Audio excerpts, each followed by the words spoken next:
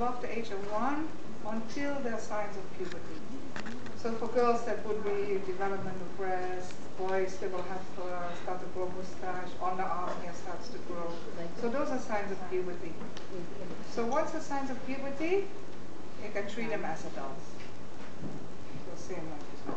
For those younger children, then we treat them as children. But the steps are, there are very, very few differences between adult and child CPR. Now, okay.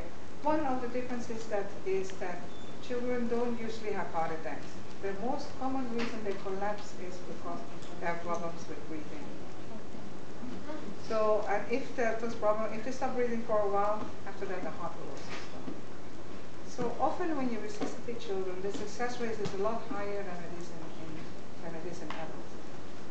So in children, if you're alone with a child, resuscitate first for 2 minutes, then only make a phone call, because often you can get them back in those first few minutes. That's the difference with adults. In adults, we make a phone call first before we start.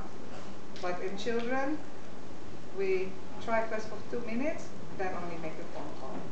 Unless, of course, there is another person present, get the other one to call immediately is the better choice. But at times when you're alone at home with your child, then you don't. Then you do your 2 minutes first. Okay? So let's pretend that this little, say it's a 5-year-old child. Okay? So the same steps apply. It's still Dr. ABCD.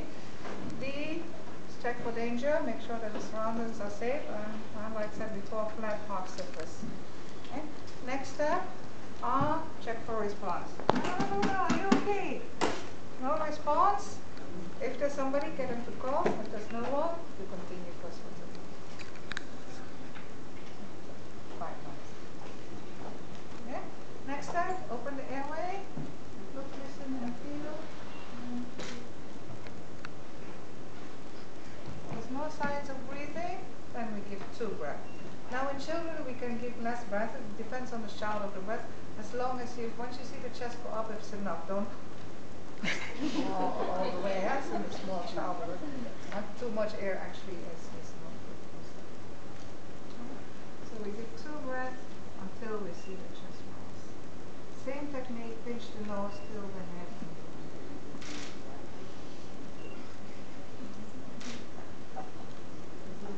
Okay? No movement still, start compressions. Now this is one of the differences. Depending on the size of the child and depending on your physical strength, you can choose to either use 1 hand or use 2 hands.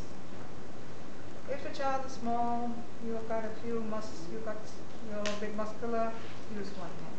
If you can, use 1 hand. But if you're not strong enough, if the child is quite big, use 2 hands. So for now I will demonstrate it with 1 hand. So you press down, same 90-degree angle, press down straight, 30 compression, 2 breaths. Nothing changes.